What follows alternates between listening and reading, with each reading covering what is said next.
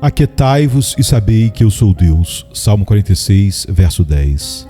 Este salmo soa como um hino da igreja em tempos de grande turbulência e desolações no mundo. É por isso que a igreja se gloria em Deus como seu amparo, sua força e socorro bem presente, mesmo em tempos de grandes tribulações e dificuldades. Deus é o nosso refúgio e fortaleza, socorro bem presente na angústia. Portanto, não temeremos, ainda que a terra se mude e ainda que os montes se transportem para o meio dos mares, ainda que as águas rujam e se perturbem, ainda que os montes se abalem pela sua braveza. Versos 1 e 3. A igreja se gloria em Deus não apenas por ele ser o seu ajudador, que a defende quando o restante do mundo se vê envolto em desgraças e calamidades, mas porque, como rio refrescante, lhe dá ânimo e alegria, mesmo em meio da calamidade pública. Há um rio cujas correntes alegram a cidade de Deus, o santuário das moradas do Altíssimo. Deus está no meio dela, não se abalará. Deus a ajudará já ao romper da manhã. Versos 4 e 5. Nos versículos 6 e 8 são declaradas as profundas mudanças e calamidades que agitavam o mundo. As nações estão em tumulto, os reinos caem, lança-lhe a sua voz e a terra se derrete. Vinde, contemplai as obras do Senhor, que trouxe desolação na terra. O texto seguinte expressa admiravelmente a maneira como Deus livra a igreja dessas desgraças, especialmente dos desastres da guerra e da fúria de seus inimigos. Ele faz cessar as guerras até o fim da terra, quebra o arco e corta a lança, queima os carros no fogo. Ou seja, ele faz cessar as guerras quando são contra o seu povo. Ele quebra o arco quando se verga contra os seus santos. Segue então essas palavras: aquietai-vos e sabei que eu sou Deus. A soberania de Deus se manifesta em suas grandes obras, as quais aparecem descritas nos versículos anteriores. Aquelas mesmas terríveis desolações em que ele desencadeou em seu desígnio de livrar seu povo, utilizando meios terríveis, mostram também a sua grandeza e seu senhorio.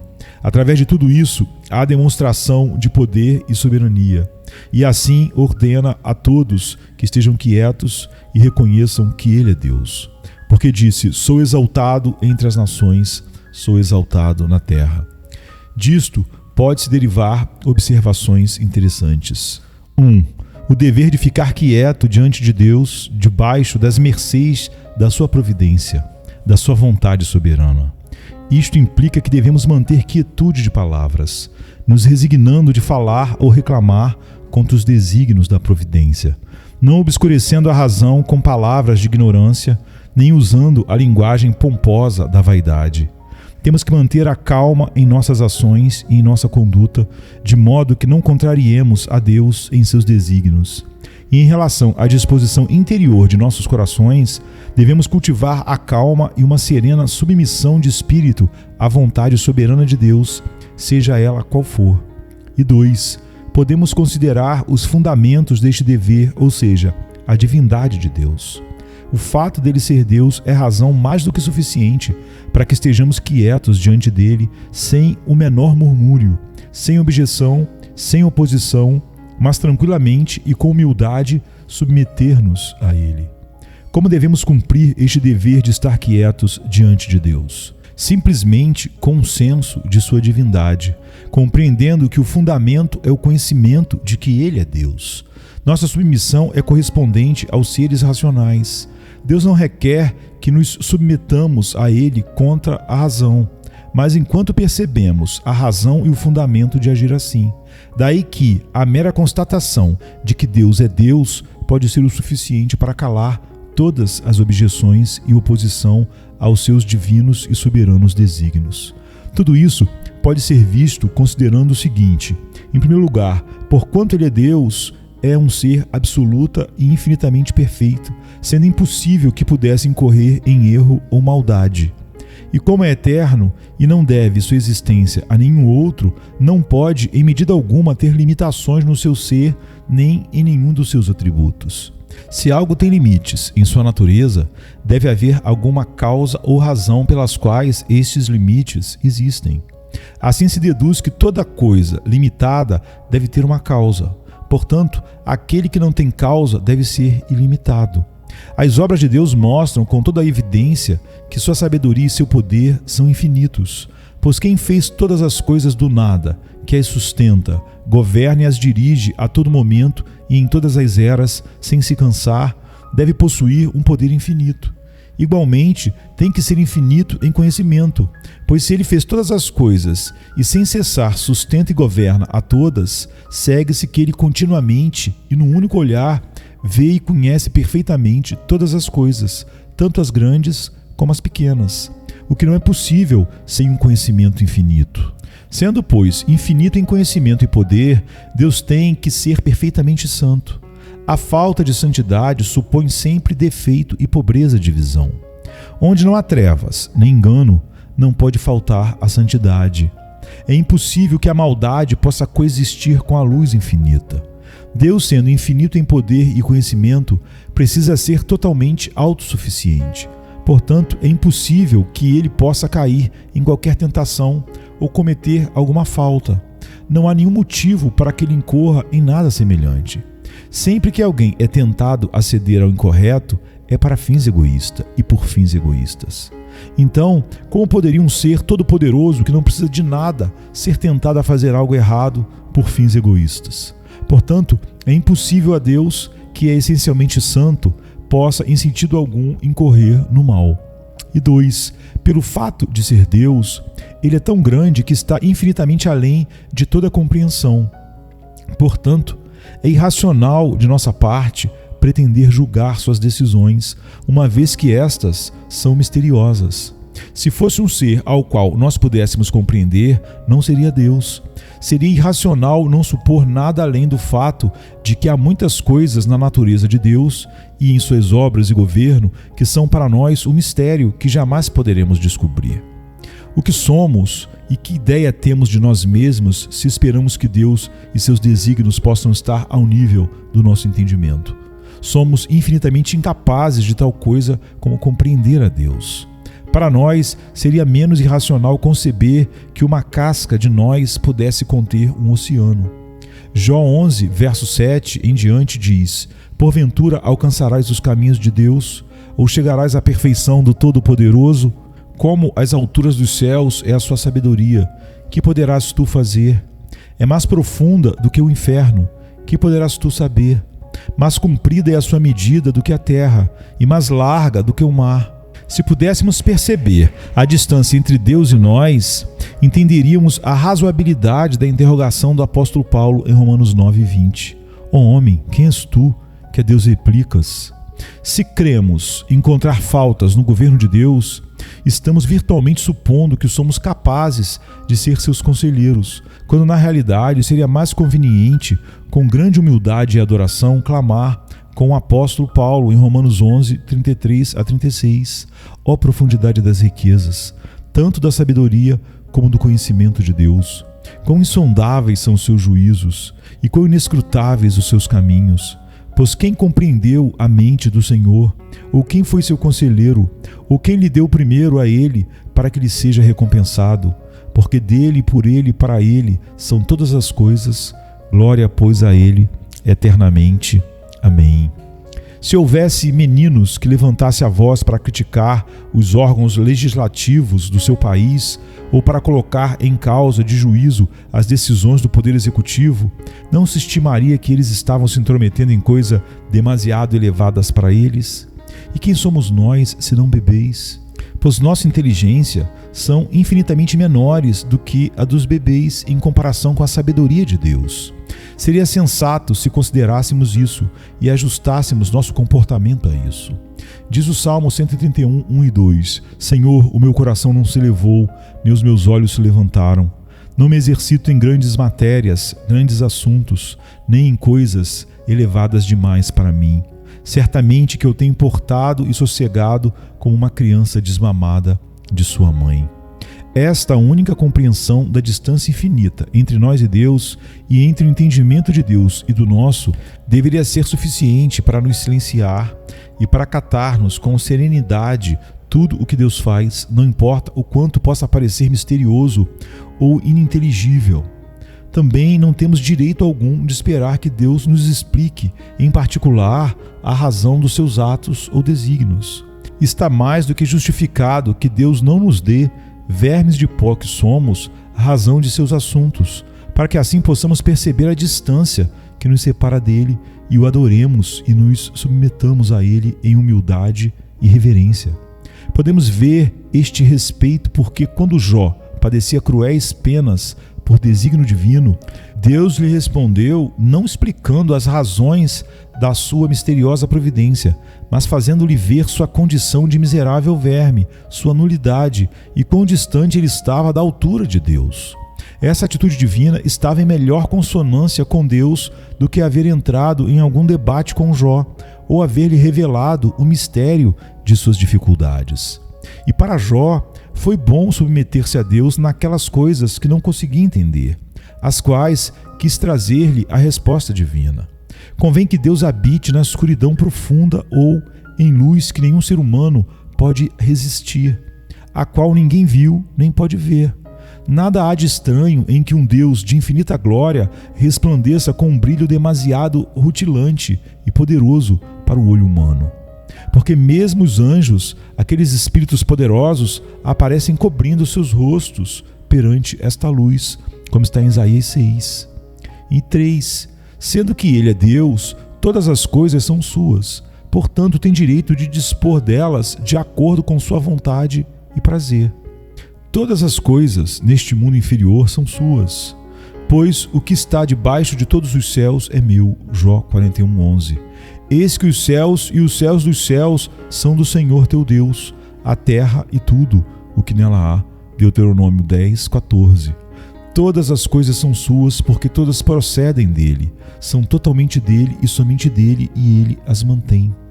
Aquelas coisas feitas por homens não são inteiramente deles. Quando o homem edifica uma casa, não é completamente sua. Nenhum dos materiais com que foi feita deve a ele a sua origem. Todas as criaturas são total e completamente fruto do poder de Deus. É lógico, portanto, que todas sejam para ele e sujeitas à sua vontade, como está em Provérbios 16:4. Assim, todas as coisas são de Deus e todos são sustentados por ele e se afundariam em ruína em um instante se ele não as sustentasse. E todos são para ele, porque dele e por ele e para ele são todas as coisas. Romanos 11:36. Porque nele foram criadas todas as coisas que há nos céus e na terra, visíveis e invisíveis, sejam tronos, sejam dominações, sejam principados, sejam potestades.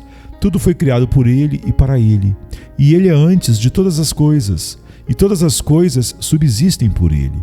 Colossenses 1:16 e 17. Toda a humanidade é sua, suas vidas, seu alento, seu ser, pois nele vivemos, nos movemos e existimos. Nossas almas e as nossas capacidades lhe pertencem. Eis que todas as almas são minhas. Como é a alma do Pai, assim também a alma do Filho é minha. A alma que pecar, essa morrerá. Ezequiel 18, verso 4. E 4. Posto que ele é Deus, é digno de ser soberano sobre todas as coisas. A miúde, os homens possuem mais do que são dignos de possuir. Deus não é somente dono de todo o universo, sendo que todo este procede e depende dele. Mas tal é a sua perfeição, excelência e dignidade de sua natureza, que ele é digno de ser soberano sobre tudo. Ninguém deveria ousar a opor-se a que Deus exerça a soberania do universo como se não fosse digno disso, pois o ser soberano absoluto do universo não é glória ou honra demasiada grande para ele. Todas as coisas no céu e terra, anjos e homens, não são nada comparados a ele. Todos são como uma gota de água em um balde ou como um grão de areia na praia, diz o profeta. É tão apropriado que cada coisa esteja em suas mãos para que ele disponha delas segundo lhe aprouver. Sua vontade e desejo são de importância infinitamente maior do que os de todas as criaturas juntas. É correto que sua vontade seja feita, ainda que seja contrária a todos os demais seres, que ele faça de si mesmo seu próprio fim e que disponha de todas as coisas para si. Deus é dotado de tais perfeições e excelências de forma que possui o título de ser o soberano absoluto do universo. Certamente, é muito mais apropriado que todas as coisas estejam debaixo da direção de uma sabedoria irrepreensível e perfeita do que expostas a cair em confusão ou sujeitas a causas incontroláveis. Além disso, não é bom que nenhum negócio do governo de Deus possa permanecer sem a direção de sua sábia providência, especialmente aquelas coisas de maior importância. É absurdo supor que Deus pudesse estar obrigado a prevenir qualquer criatura de pecar e dispor-se a um castigo adequado. Se assim fosse, resultaria que não pode haver tal coisa como um governo moral de Deus sobre os indivíduos racionais, e seria arbitrário para Deus dar mandamentos, já que Ele mesmo seria a parte comprometida a observar a conduta e estaria fora do lugar das promessas e das ameaças. Mas se Deus pode deixar que alguém peque e se exponha à punição, então resulta ser muito mais apropriado que o assunto seja tratado com sabedoria. Quem em justiça deve ser exposto a castigo devido ao pecado e quem não? De que permitir que isso seja tratado pela confusão ou acaso? Não é digno do governo do universo deixar as coisas ao acaso. É natural para ele governar todas as coisas por meio de sabedoria. E como Deus possui sabedoria que o autoriza a ser soberano, assim também tem o poder que lhe permite executar o que sua sabedoria aconselha. Mas ainda, ele é essencial e invariavelmente santo e justo, e infinitamente bom. Por isso, está perfeitamente qualificado para governar o mundo da melhor maneira possível. Portanto, quando ele age como soberano do mundo, o indicado para nós é estarmos quietos e submeter-nos de boa vontade, sem objetar de forma alguma que ele tenha a glória da sua soberania. Pelo contrário, tendo consciência da sua dignidade, reconhecê-la com gozo, dizendo: Teu é o reino, o poder e a glória para sempre.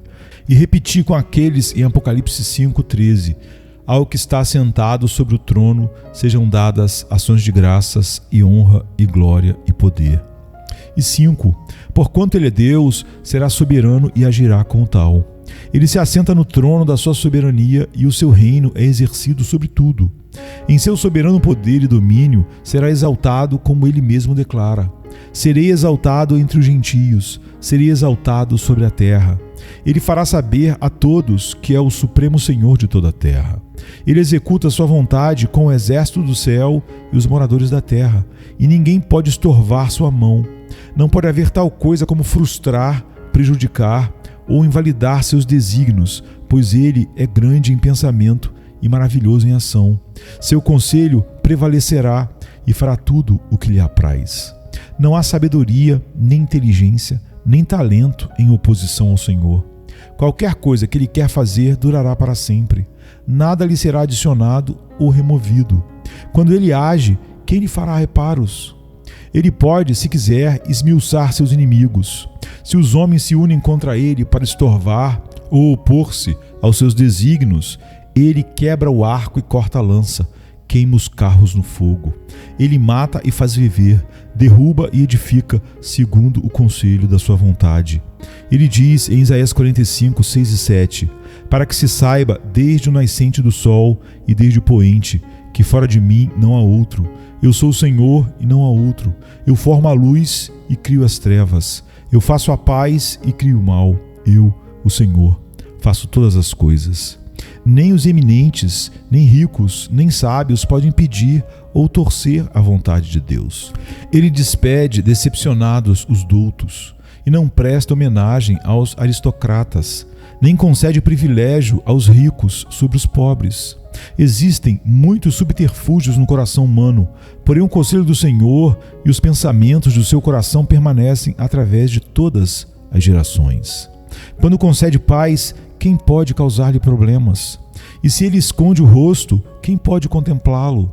O que ele derruba não pode ser reconstruído, e ao que ele silencia, assim permanece. Quando ele se propõe a algo, quem o impedirá? E quando estende sua mão, que o fará recolhê-la? Não há, portanto, uma maneira de impedir que Deus seja soberano, nem que haja como tal. Logo, pois, compadece-se de quem quiser e endurece a quem quer. Romanos 9, 18. Ele tem as chaves da morte e do inferno, e abre e não há quem feche. fecha e não há quem abra. Isso pode nos fazer ver a loucura de nos opormos aos soberanos desígnios de Deus. E quão sábios são aqueles que quietamente e de bom ânimo se submetem à sua soberana vontade. E 6. Como Ele é Deus, está em posição de se vingar daqueles que se opõem à sua soberania. Ele é sábio de coração e forte em poder. Quem poderá endurecer-se contra Deus e sair em paz? A isso deve responder todo o que intenciona contender com Ele. E ai do miserável que quiser pelejar contra Deus. Poderá defender sua posição diante dele? A qualquer um dos seus inimigos, movido de orgulho, o Senhor lhe mostrará que está acima dele. Na verdade, eles existem, se movem e respiram nele. Como lutarão contra ele? Virão a ser como palha ao vento ou como gordura de carneiros. O fogo os consumirá e desaparecerão. Não há indignação em mim. Quem me poria sarças e espinheiros diante de mim na guerra? Eu iria contra eles e juntamente os queimaria. Isaías 27, verso 4.